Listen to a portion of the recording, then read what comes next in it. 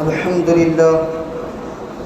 لله كفى وسلام على عباده الذين اصطفى أما بعد قال الله تبارك وتعالى في كلامه المجيد والفرقان الحميد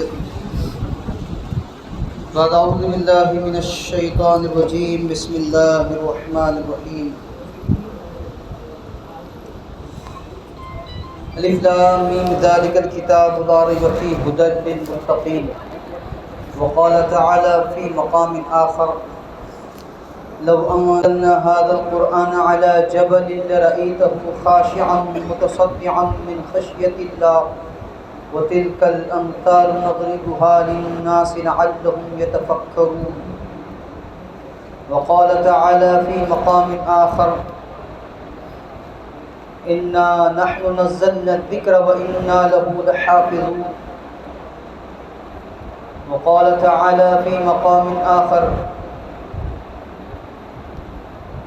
بسم الله الرحمن الرحيم إنا أنزلناه في ليلة القدر وما أدراك ما ليلة القدر ليلة القدر خير من 1000 شهر تنزل الملائكة والروح فيها بإذن ربهم من كل أمر سلام هي حتى مطلع الفجر وقال تعالى في مقام آخر شهر رمضان الذي أنزل فيه القرآن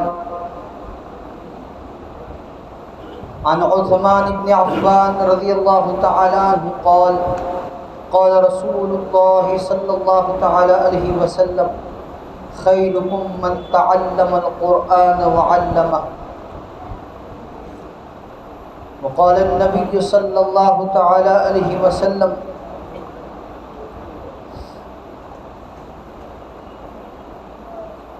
لا أقول ألف لام ميم حرف ولكن ألف حرف ولام حرف وميم حرف أو كما قال عليه الصلاة والسلام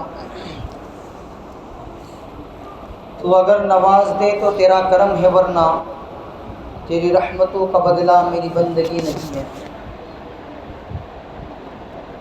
معزز سامعین کرام ملت اسلامیہ کے عزیز نوجوانوں بزرگان ملت، آج کی یہ رات 27 رمضان المبارک کی رات ہے۔ الحمدللہ آج کی اس رات میں ہمارا قرآن کریم تراویح میں مکمل ہوا۔ ہم نے مکمل قرآن شریف روزانہ تراویح کی 20 رکعات میں سن کر آج مکمل کیا ہے۔ اس کے لیے سب سے پہلے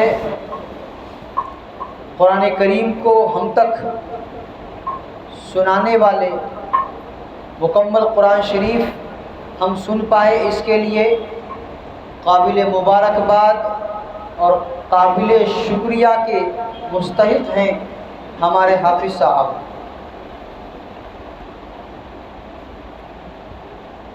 قرآن کریم واحد وہ کتاب ہے کہ جو کلام اللہ ہے، اللہ کا کلام ہے۔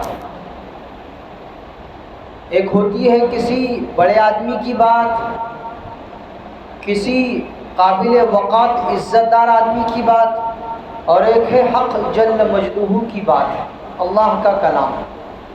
اللہ کے کلام سے بڑا کوئی کلام نہیں، اللہ کی کتاب سے بڑی عظمت کوئی کتاب کی نہیں، اور اللہ تبارک و تعالیٰ نے جن احباب کو قرآن کریم کی خدمت کے لیے چنا ہے، منتخب کیا ہے، وہ لوگ، وہ سینے، وہ افراد، وہ بھی قابل عظمت ہیں، قابل احترام ہیں، قابل عزت ہیں۔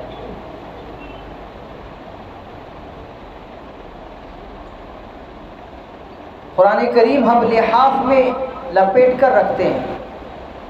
لحاف وہ کپڑا ہے جس میں قرآن کریم کو کور کر کے رکھا جاتا ہے تاکہ دھول نہ بیٹھے، تاکہ قرآن کریم بوسیدہ نہ ہو، خراب نہ ہو۔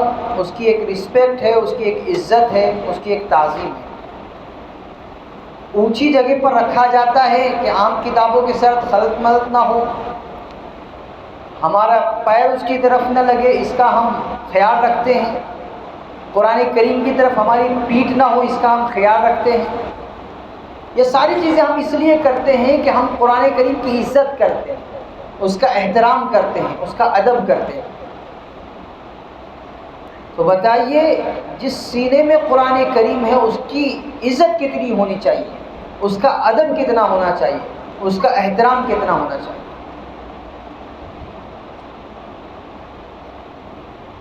قرآن کریم کی عظمت کا احساس آپ کو سورۃ القدر کی تلاوت سے، اس کے ترجمے سے، اس کی تشریح سے معلوم ہوگا۔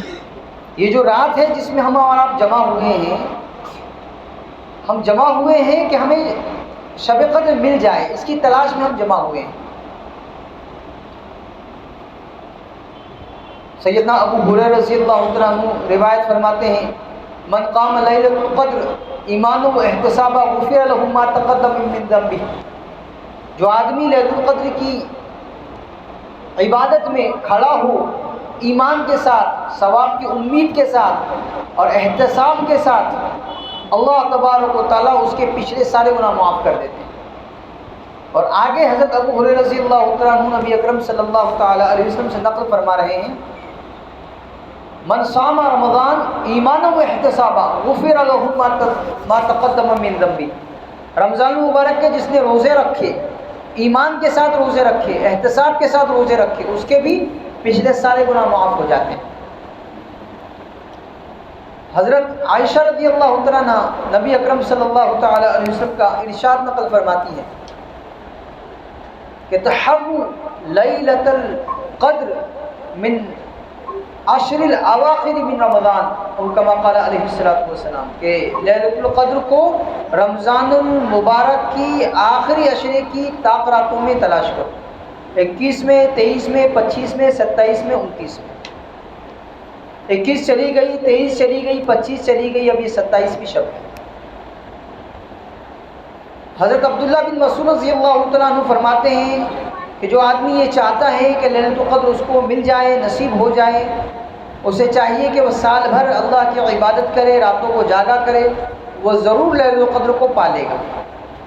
اس روایت کو تذکرہ کیا حضرت عبی بن کعب رضی اللہ عنہ کے سامنے راوی نے کہ حضرت عبداللہ بن مسعود رضی اللہ عنہ ایسے فرماتے ہیں، آپ نے فرمایا اللہ میرے بھائی پر رحم فرمائے، وہ اس لیے انہوں نے یہ بات فرمائی کہ لوگ کسی ایک رات پر تکیہ دھر کے نہ بیٹھ جائیں، کسی ایک رات میں عبادت کر کے مطمئن نہ ہو جائیں، روزانہ وہ اللہ کو یاد کرے، اللہ کی عبادت کرے، ورنہ وہ جانتے تھے اور قسم کھا کے فرمایا کہ وہ جانتے تھے کہ لیلۃ القدر رمضان المبارک میں ہوتی ہے، اور رمضان المبارک کے بھی آخری عشرے میں ہوتی ہے، اور آخری عشرے کے بھی طاق راتوں میں ہوتی ہے، اور طاق راتوں میں بھی 27 رمضان المبارک کی رات میں ہوتی ہے۔ یہ حضرت عبی بن کعب رضی اللہ عنہ کا تبصرہ ہے۔ یہی وجہ ہے کہ ایشیا میں جتنے ملک آتے ہیں، اکثر و بیشتر ملکوں میں آج کی رات لیلۃ القدر کی عبادت کے لیے لوگ جمع ہوتے ہیں۔ اب یہ لیلۃ القدر ہے کیا؟ کیوں اس کی اتنی فضیلت ہے؟ اور اللہ کے نبی صلی اللہ تعالی علیہ وسلم نے اتنی زیادہ اس کے فضائل کیوں بیان کیے ہیں؟ اور حضرت عائشہ رضی اللہ تعالیٰ عنہ نے اللہ کے نبی صلی اللہ تعالی علیہ وسلم کی یہ عمل کیسے نقل کیا کہ جیسے ہی رمضان المبارک کا آخری عشرہ آتا، اللہ کے نبی صلی اللہ تعالی علیہ وسلم کمر بستہ ہو جاتے، عبادت میں زیادتی ہو جاتی، رات بھر جاگتے، بیویوں کے قریب بھی نہیں آتے۔ کیوں لیلۃ القدر کی اتنی تلاش؟ تو قرآن عظیم الشان نے اس کی وجہ بتائی سورۃ القدر میں۔ اللہ تبارک و تعالیٰ فرما رہے ہیں انا انزلناہ فی لیلۃ القدر، ہم نے قرآن کریم کو لیلۃ القدر میں اتارا ہے۔ یہ اہمیت ہے، اس ایک رات میں قرآن کریم کا نزول، نازل ہونا اس رات کی افضلیت کے لیے کافی ہے۔ بہتر بنی، افضل بنی، پرعظمت بنی، قابل احترام بنی، کیونکہ اس میں قرآن نازل ہوا ہے۔ اور یہ اللہ تبارک و تعالیٰ کا نظام ہے اپنے کلام کے ساتھ کہ جہاں جہاں جس جگہ پر قرآن کریم کی نسبت لگی، قرآن کریم سے تعلق بنا، اللہ تبارک و تعالیٰ نے اس چیز کو قابل احترام بنا دیا، قابل عزت بنا دیا، قابل تکریم بنا دیا۔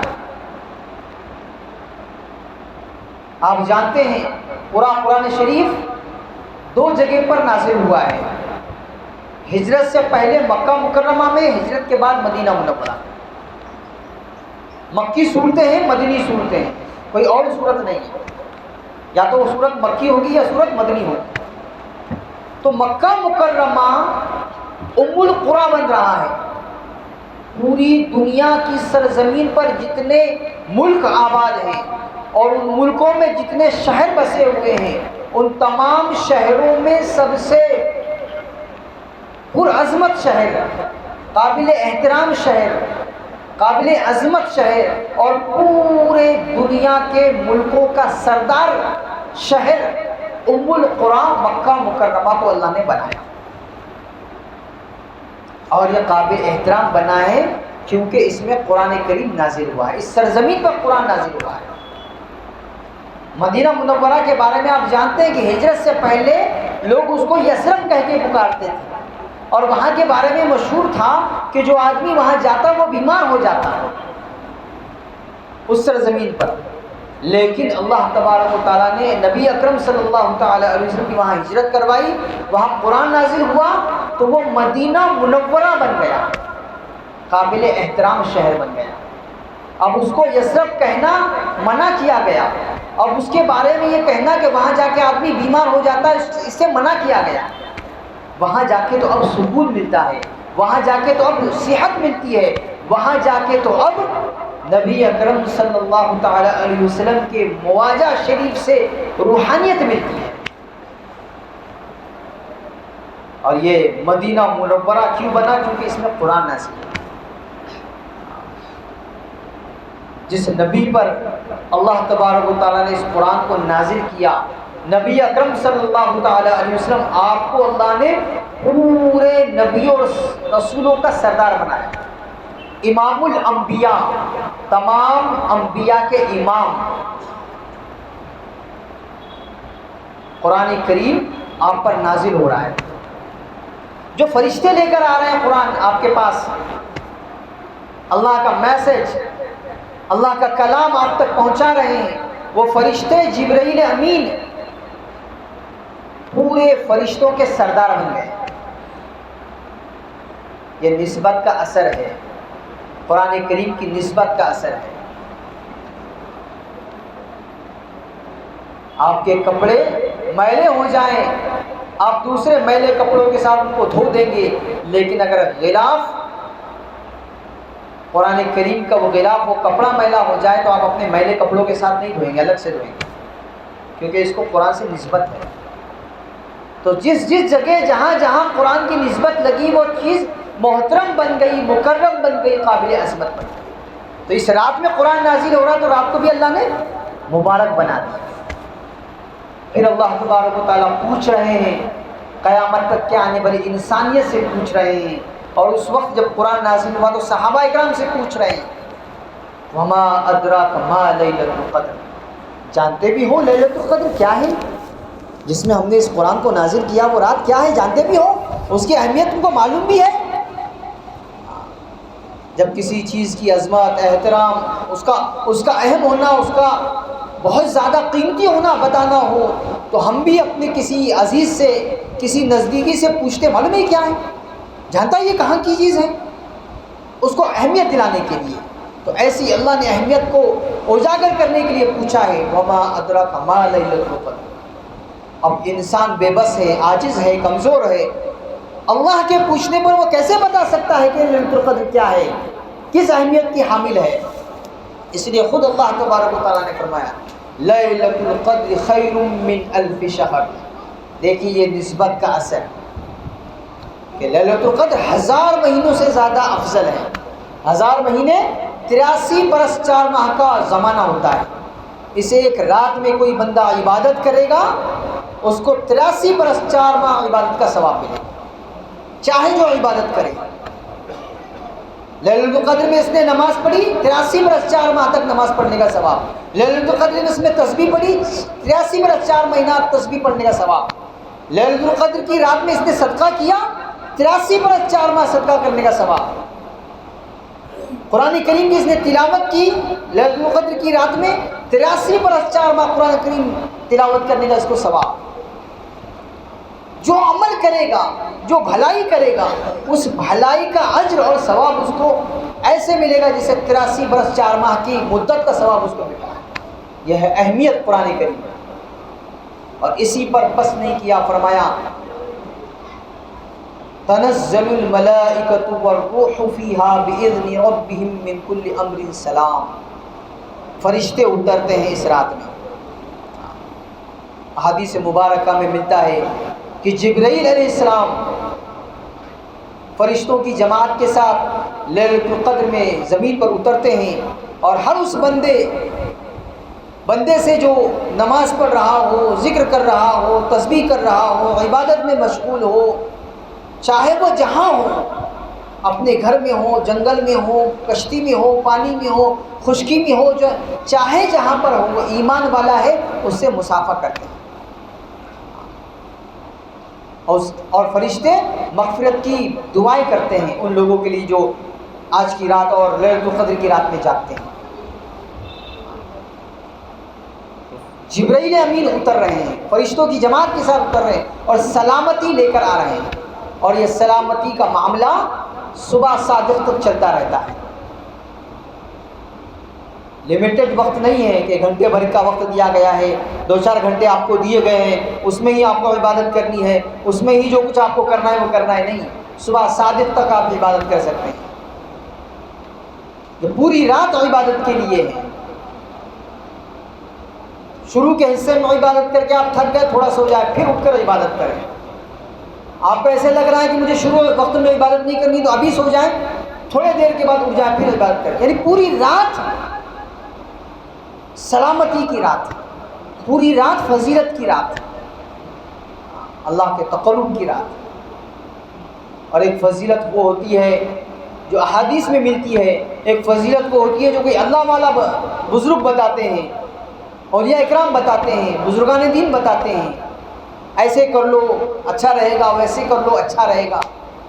اور ایک فضیلت ہے جس کو خود اللہ تبارک و تعالیٰ بیان فرما رہا ہے، تو اس سے آپ اندازہ لگا سکتے ہیں کہ یہ رات کتنی افضلیت والی ہے، کتنی برکت والی ہے، کتنی رحمت والی ہے۔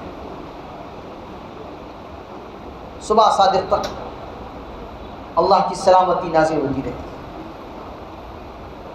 اور جیسے ابھی آپ کے سامنے ذکر کیا گیا کہ جو ایمان کے ساتھ، احتساب کے ساتھ کھڑا رہے گا، عبادت کرے گا، نماز پڑھے گا، اس کے پچھلے سارے گناہ اللہ تبارک و تعالیٰ معاف کرے گا۔ خاص کوئی عمل، خاص کوئی چیز جس کو کرنا چاہیے، اس کو بھی ہمارے سامنے آسانی کے ساتھ پیش کر دیا۔ اما عائشہ صدیقہ رضی اللہ تعالیٰ عنہ اللہ کے نبی صلی اللہ تعالیٰ علیہ وسلم سے دریافت کر رہی ہے، اے اللہ کے نبی صلی اللہ تعالیٰ علیہ وسلم، مجھے اگر پتہ لگ جائے کہ آج کی رات لیلۃ القدر ہے تو میں اللہ سے کیا مانگوں؟ اللہ کے نبی صلی اللہ تعالیٰ علیہ وسلم نے ارشاد فرمایا، عائشہ تم یہ دعا کیا کرو، اللہم انک عفو تحب العفو فاعف عنی، اور ایک روایت میں اللہم انک عفو کریم تحب العفو فاعف عنی، اے اللہ آپ بڑے بخشنے والے، رحم کرنے والے ہیں، معافی کو پسند فرماتے ہیں، مجھ سے بھی درگزر کر دیجئے، مجھ کو بھی معاف فرما دیجئے۔ اس دعا کی کثرت کی جائے۔ نماز قیام کا حکم ہوا ہے، قیام کی فضیلت آئی ہے، لمبا قیام۔ اللہ کے نبی صلی اللہ تعالیٰ علیہ وسلم کی عبادت کا انداز راتوں میں کیا ہوتا تھا، جس کو حضرت عائشہ رضی اللہ تعالیٰ عنہ روایت کر رہی ہے، حتیٰ تورمت قدماہ، ایسی عبادت کرتے تھے اللہ کے نبی صلی اللہ تعالیٰ علیہ وسلم، اور ایسے اللہ کے حضور کھڑا ہوتے تھے نماز کے لیے کہ آپ صلی اللہ تعالیٰ علیہ وسلم کے پاؤں مبارک پر ورم آ جاتا تھا، اتنا لمبا قیام ہوتا تھا۔ اب ہم اتنا لمبا قیام کیسے کریں؟ ہمیں تو بہت سارا قرآن شریف یاد نہیں ہے، چند ہی صورتیں جو ہم کو یاد ہیں، تو اس کا بھی طریقہ بتایا کہ آپ کو جتنا قرآن شریف یاد ہے، کسی کو 10 سورے، کسی کو 20 سورے، کسی کو 30 سورے، جتنا یاد ہے آپ کو اتنا پورا حصہ آپ ایک رکعت میں پڑھ لو، لمبا قیام ہو جائے گا. پھر دوسری رکعت میں وہی پورا واپس ریپیٹ کرو، لمبا لمبا قیام ہوگا. تھوڑی تکلیف ہمارے پیروں کو ہو تاکہ یہ احساس ہو کہ اللہ کے نبی صلی اللہ تعالیٰ علیہ وسلم اللہ کے حضور کیسے کھڑے ہیں. یہ سنت بھی تو کبھی زندہ ہو. باقی جو چیزیں ہمارے مطلب کی ہے وہ نکل جاتی ہے، اس پر عمل بہت آسانی سے ہوتا ہے. کھانے کے بعد میٹھا کھانا سنت ہے، سنت کہہ کر وہ کھائے گا کھلائے گا، یہ بھی تو سنت ہے. لمبا قیام کیجئے، لمبی نمازیں پڑھیے، اپنے پیروں میں درد لانے تک کے لیے کھڑا رہیے تاکہ یہ احساس جاگے کہ اللہ کے نبی صلی اللہ تعالی علیہ وسلم کا قیام کیسے رہتا ہے. اس رات 27ویں شب میں لیلۃ القدر کی تلاش کرنی ہے، اس پر بس نہیں کرنا ہے. جو فضیلت بتائی ہے اور بھی رات باقی ہے. 29ویں شب ابھی آنے والی ہے، پرسوں 29ویں شب ہوگی. اس کے بعد پھر عید کی رات ہوگی. حضرت ابو امامہ رضی اللہ تعالیٰ عنہ روایت فرماتے ہیں کہ اللہ کے نبی صلی اللہ تعالیٰ علیہ وسلم نے ارشاد فرمایا، جو بندہ عیدین کی رات قیام کرے گا، عبادت کرے گا، اس کا دل اس دن نہیں مرے گا جس دن سب کے دل مر جائیں گے. ابن ماجہ کی مشکاۃ شریف کی روایت. عید کی رات بھی عبادت کی رات ہے. لیلۃ الجائزہ اس کو حدیث میں کہا گیا ہے، انعام کی رات ہے. مہینہ پر ہم نے جو روزے رکھے، تراویح پڑھی، عبادت کری، اب اللہ خوش ہو کر انعام دینا چاہتے ہیں. اور اللہ انعام دینے کے لیے بندے کو بلا رہے ہیں اور بندہ مارکیٹ میں ہے، بندہ شاپنگ میں ہے، بندہ ادھر ادھر گھومنے میں ہے. یہ انعام کی رات ہے. عید کی رات انعام کی رات ہے. اس میں عبادت کرنی چاہیے جتنی توفیق ہو. کوئی ضروری نہیں پوری رات آپ عبادت کریں، جتنی توفیق ہو عبادت کرنی چاہیے تاکہ انعام پانے والوں میں ہمارا بھی شمار ہو جائے. ایک بچے نے بہت محنت کی، بہت محنت مشقت سے اس نے پڑھائی کی، ایگزام بھی بہت اچھا دیا. اب اس کا رزلٹ کا دن ہے، اس کو ٹرافی ملنے والی ہے، فرسٹ پرائز اس کو ملنے والا ہے، اور وہ اسی دن غیر حاضر ہے. کیا ہوگا؟ اسکول انتظامیہ کتنا اس پر ناراض ہوں گے. آج ہمیں تیرا اکرام کرنا تھا، آج تجھے رسپیکٹ ملنے والی تھی، عزت ملنے والی تھی، تجھے ٹرافی ملنے والی تھی، تیرا فرسٹ پرائز الاؤنس ہونے والا تھا، آج ہی کے دن تو غائب ہو گیا. تو یہ انعام کی رات کی قدر ہونی چاہیے. اور یہ جو گھڑیاں ہیں، یہ جو ساعتیں ہیں، یہ ہم کو یہ احساس دلانے کے لیے ہے کہ جیسے رمضان المبارک میں ہم نے فرض نمازوں کے ساتھ تراویح کی ایکسٹرا 20 رکعتیں پابندی سے پڑھی ہیں، سال بھر بھی زائد نمازوں کا ہمارا اہتمام ہونا چاہیے. فرض کے علاوہ ہماری ذات سے کچھ ایسے نوافل بھی ادا ہو کہ جس کی ہماری پابندی رہے. جیسے رمضان المبارک کا پورا مہینہ ہم نے روزے رکھے ہیں. ہر پیر کا روزہ رکھنا سنت ہے، جمعرات کا روزہ رکھنا سنت ہے، چاند کی تاریخ کے اعتبار سے 13، 14، 15 کی تاریخ 3 دن روزہ رکھنا سنت ہے. اور ایسی سنت ہے کہ اللہ کے نبی صلی اللہ تعالیٰ علیہ وسلم نے حضرت ابو ہریرہ رضی اللہ تعالیٰ کو وصیت کی ہے کہ اس کو کبھی مت چھوڑنا. 3 روزے ایام 20 کے روزے، کیا ہماری پابندی ہونی چاہیے لگاتار کے عمل میں. یہ ہماری چیز داخل ہونی چاہیے. پورا مہینہ ہم نے تلاوت کری، بڑھ چڑھ کو لوگوں نے تلاوت میں حصہ لیا، الگ الگ لوگوں کی عادتیں بنی. کوئی 7 دن میں ختم کر رہا ہے، کوئی 5 دن میں ختم کر رہا ہے، کوئی 3 دن میں ختم کر رہا ہے. یہ جو ہماری عادتیں بنی یہ لمیٹڈ نہیں ہونی چاہیے، وقتی نہیں ہونی چاہیے. اس کا کچھ نہ کچھ حصہ ہماری عادت بننی چاہیے پورا سال. ہم تلاوت کرتے رہیں. اور اس کا تو حکم دیا ہے اللہ تبارک و تعالیٰ نے اللہ کے نبی صلی اللہ تعالیٰ علیہ وسلم کو. 21ویں پارے کی پہلی آیت میں اللہ کیا فرمائے؟ اتلو ما اوحی الیک. اے اللہ کے نبی آپ تلاوت کیجئے اس کتاب کی جس کو ہم نے آپ پر نازل کیا ہے. تلاوت کا حکم دے رہے ہیں اللہ کی، تلاوت کرو. حضرت عثمان بن عفان رضی اللہ تعالیٰ عنہ کی روایت آپ کے سامنے خطبے میں پڑھی. آپ فرماتے ہیں خیرکم من تعلم القرآن وعلمہ، تو میں بہترین بندہ وہ ہے جو قرآن کریم کو سیکھے اور اس کو سکھائے. سیکھنے سکھانے کا جذبہ ہونا چاہیے. بہتری کا سرٹیفکیٹ مل رہا ہے، اچھا ہونے کا سرٹیفکیٹ مل رہا ہے اگر ہم پڑھتے پڑھاتے رہیں گے قرآن شریف. سیکھنا ہے. ہم میں سے بہت سارے احباب ہیں جو عمر کے حصے کو پار کر چکے ہیں لیکن قرآن کریم کو پڑھتے نہیں آتا. وہ اپنے رب کے کلام کو پڑھنا نہیں جانتے. جس پروردگار نے پیدا کیا، دنیا کی ساری ضرورتیں بن مانگے جس نے پوری کی، اس کے کلام کو پڑھتے ہم کو نہیں آتا. ہم نہیں جانتے کہ ہمارا پروردگار ہم سے کیا کہہ رہا ہے. پورے قرآن کریم میں 80 سے 82 جگہ پر 82 جگہ ایسی ہے جہاں اللہ تبارک و تعالیٰ نے براہ راست ہم سے مخاطب ہو کر کلام کیا ہے. یا ایھا الذین آمنو، اے وہ لوگوں جو ایمان لائے ہیں. کون ہے ایمان والے لوگ؟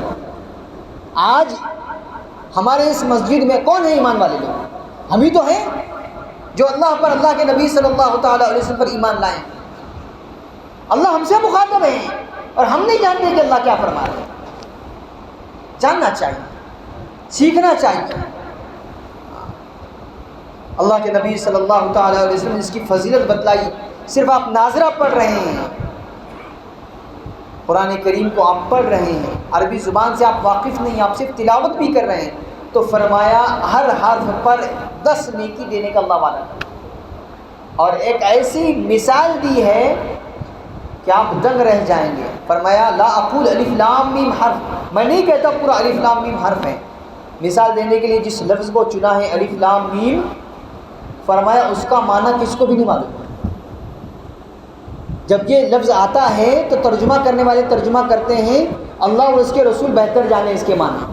تو ایسی مثال دی ہے کہ جس کا معنی کس کو معلوم نہیں ہے. تو کیا معلوم پڑا اس سے کہ بغیر سمجھے بھی پڑھ رہے ہو تو ہر حرف پر 10 نیکی ملے گی. اور رمضان مبارک میں تو آپ کو پتہ ہے نیکیوں کا بھاؤ کیا ہوتا ہے. تو تلاوت کا معمول ہونا چاہیے، ہمیں تلاوت کرنا چاہیے، ہمیں سیکھنا چاہیے قرآن کریم. اور جنہوں نے قرآن کسی زمانے میں ایسے وقت میں سیکھا کہ جہاں پر صحیح ادائیگی کے ساتھ پڑھانے والے میسر نہیں ہوتے تھے، نہیں ملتے تھے، پرانے لوگ تھے اپنے حساب سے پڑھاتے تھے اور پڑھنے والے پڑھتے تھے. 2 حصوں میں مسلمان بٹے ہوئے تھے. ایک حصہ تھا مدارس والا کہ جو صحیح تلفظ کے ساتھ قرآن کریم کو پڑھتے بھی ہیں، پڑھاتے بھی ہیں. ایک وہ حصہ تھا. اور ایک حصہ تھا عام لوگوں کا، عام مسلمانوں کا.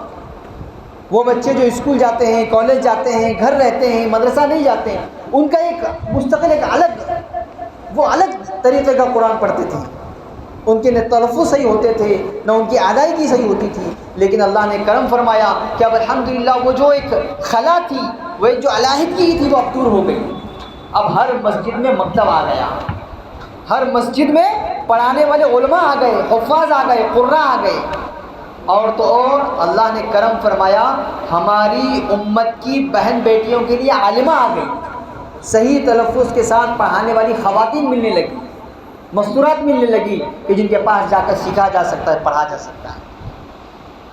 جب اتنا کرم اللہ نے فرمایا اور ہم اس کی قدر نہ کریں اور ہم خود نہ سیکھیں، اپنے بچوں کو نہ سکھائیں، تو اس سے بڑی محرومی کیا ہوگی. سارا کچھ ہم کو دلچسپی ہے کہ میرا بیٹا ٹاپ اسکول میں جائے، اچھے گریڈ سے پاس ہو، پڑھ لکھ کر کچھ بنے، کچھ قابل بنے. اس کا احساس نہیں ہوتا کہ جس اللہ نے پیدا کیا ہے اس کے کلام کو پڑھانا میں اپنے بچے کو سکھاؤں، کسی لائق قابل استاذ کے پاس اس کو جا کر داخلہ کراؤں اور اس کو صحیح تلفظ کے ساتھ قرآن کریم پڑھنا سکھاؤں، میں خود بھی سیکھوں، اس کو بھی سکھاؤں. اس کا داعیہ پیدا نہیں ہوتا، اس کا جذبہ پیدا نہیں ہونا چاہیے. یہ رات اتنی عظمت بنی قرآن کی وجہ سے. ہم عظمت والے بن جائیں گے اگر قرآن کو ہم اپنے اندر سموئیں گے اور اس کی عظمت کریں گے. قرآن پر عمل ہوگا، اللہ تبارک و تعالیٰ بلند مقام پر پہنچائیں گے.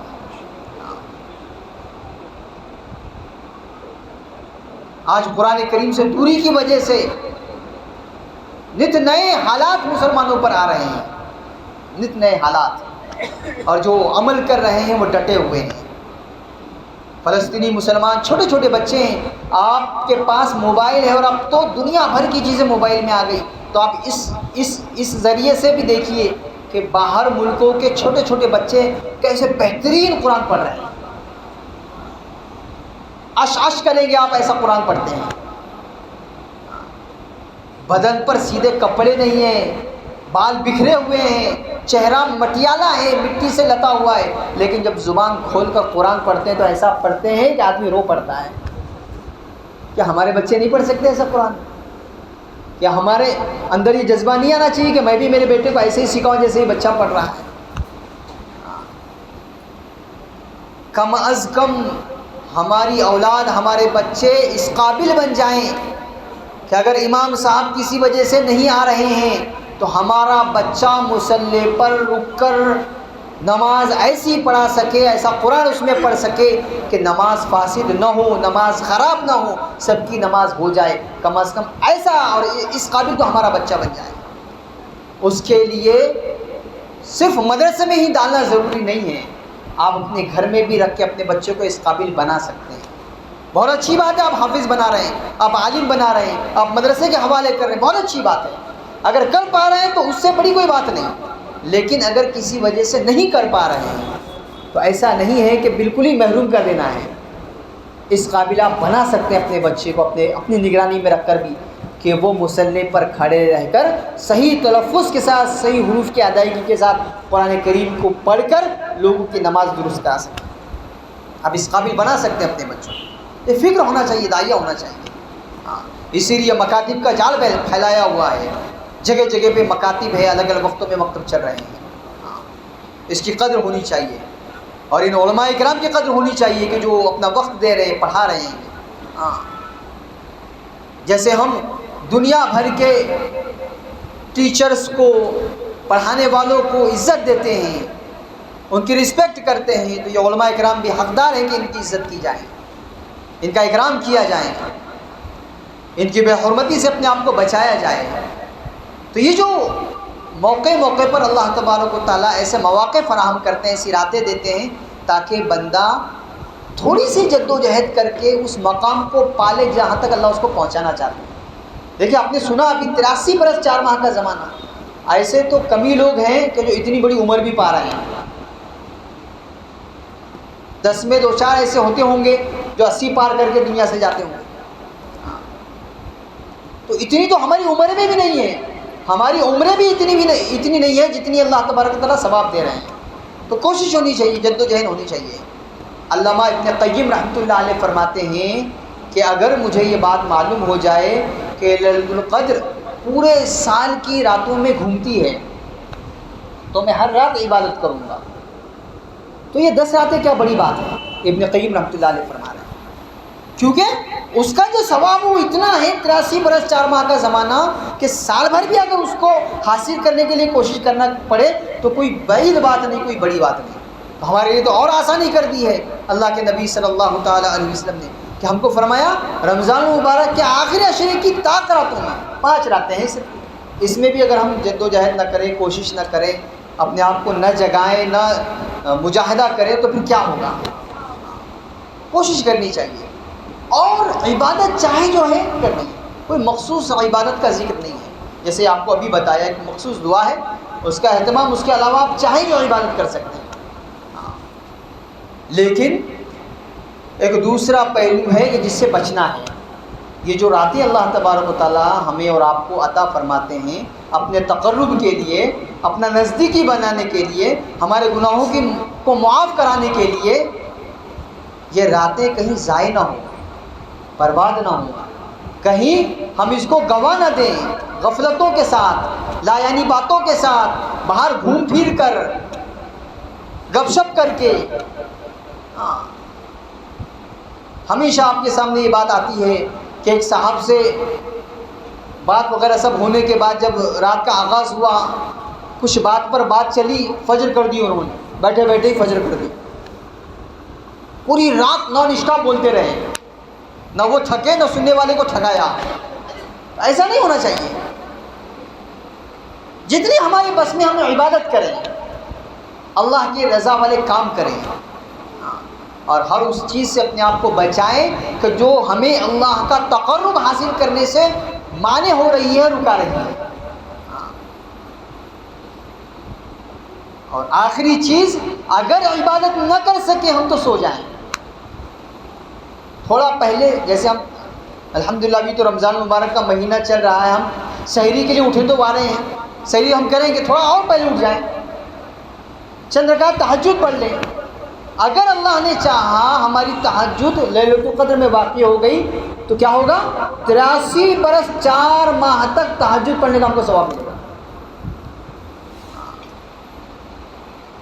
قاری عبد الرحمن سدیس حرم پاک کعبۃ اللہ کے اماموں کے صدر ہیں، حضرت فرما رہے ہیں کہ یہ جتنے بھی اعمال ہیں ان 10 راتوں میں کنٹینیو کرنے چاہیے۔ تھوڑا سا صدقہ دینا چاہیے، تھوڑی عبادت کرنی چاہیے، تھوڑی نماز پڑھنی چاہیے، تھوڑی تلاوت کرنی چاہیے، سب کام تھوڑے تھوڑے کرو، کیونکہ اگر واقع ہو گئی لیلۃ القدر میں ہماری یہ تھوڑی تھوڑی عبادتیں تو تھوڑا تھوڑا ہم کو لگ رہا ہے، لیکن وہ ہوگا کیا؟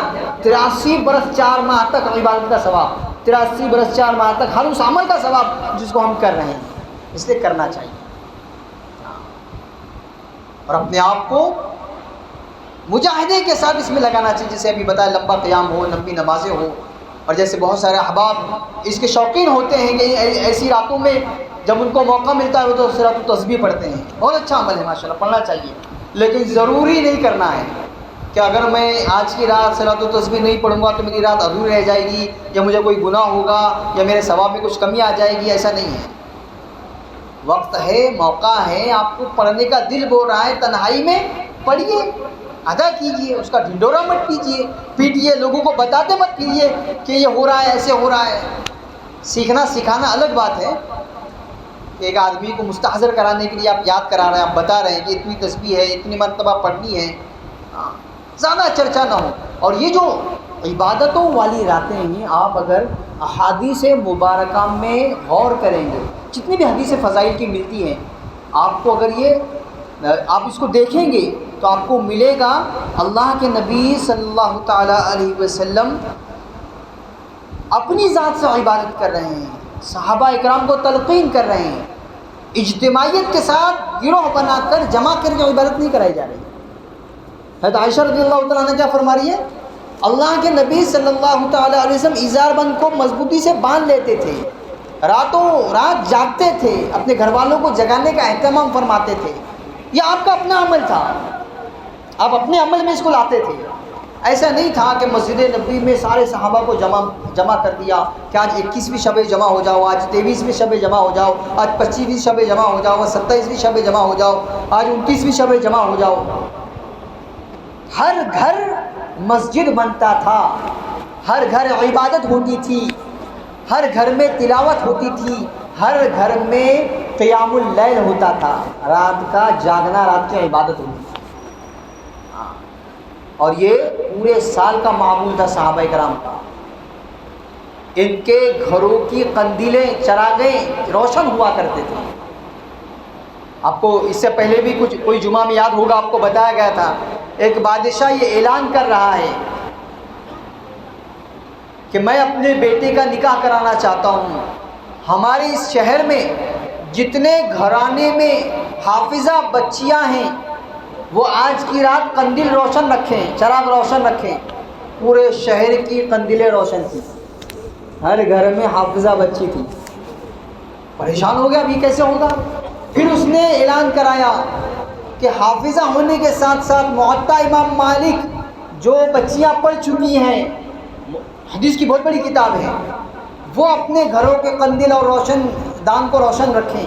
آدھے شہر سے زیادہ گھروں کی قندیلیں روشن تھی۔ یہ ماحول تھا، یہ ماحول تھا، 100% دینداری تھی، پڑھنے پڑھانے کے جذبات تھے، اللہ کو منانے کی فکریں تھی، ہر گھر میں تھی، ہر بچے میں تھی۔ ایک بچہ اپنے ابا سے کہہ رہا ہے، ابا جان ہمارے گھر کے سامنے ایک مینار دکھا کرتا تھا، آج کل وہ مینار دکھتا نہیں، کیا ہو گیا؟ تو باپ بیٹے سے کہہ رہا بیٹا وہ مینار نہیں تھا، وہ ابو حنیفہ تھے جو اپنی چھت پر روزانہ کھڑے ہو کر نماز پڑھا کرتے تھے، تجھے لگتا تھا مینار ہے۔ یہ عبادتوں کا حال ہوتا تھا۔ کتنے ہمارے گھرانے ہیں جو روزانہ جن کے گھر میں قیام اللیل کی پابندی ہے، راتوں کو جاگنے کا اہتمام ہے، کھڑے ہو کر نماز پڑھنے کی پابندی ہے۔ ہمارے تو فرائض کے لالے ہیں، ہم رات کی نمازیں کیا پڑھیں گے؟ تو یہ کوشش جدوجہد جاری رکھیے، اپنے معمولات کو مٹنے مت دیجیے، رمضان المبارک کے معمولات کو دائمی کیجیے، اتنی مقدار نہ صحیح جتنی مقدار اللہ نصیب کر رہا ہے، اپنے تمام معمولات کو برقرار رکھیے اور اللہ سے دعا کیجیے کہ اے اللہ میرا پورا سال اپنی رضا اپنی خوشنودی والا بنا دے، میں تیری عبادت کرتا رہوں ایسا بنا دے، مجھے اپنا عبادت گزار بندہ بنا دے، اے اللہ مجھے ایسا بنا دے کہ میں تجھے پسند آ جاؤں۔ یہ دعا کرنی چاہیے۔ اللہ تبارک و تعالیٰ مجھے آپ کو ساری امت اسلامیہ کو ہمیں اپنی ساری زندگی اللہ کی رضا والے کاموں میں صرف کرنے کی توفیق عطا فرمائے، ان راتوں کی قدر کرنے کی توفیق عطا فرمائے اور اپنی عبادت کے ساتھ گزارنے کی توفیق عطا فرمائے، ہماری تمام عبادتوں کو شرف قبول عطا فرمائے، منظور فرمائے اور ہمارے جمع ہونے کو اللہ تبارک و تعالیٰ قبول و منظور فرمائے۔ وآخر دعوانا الحمد للہ رب العالمین والصلاة والسلام علی سید الانبیاء والمرسلین صلی اللہ تعالی علیہ وسلم۔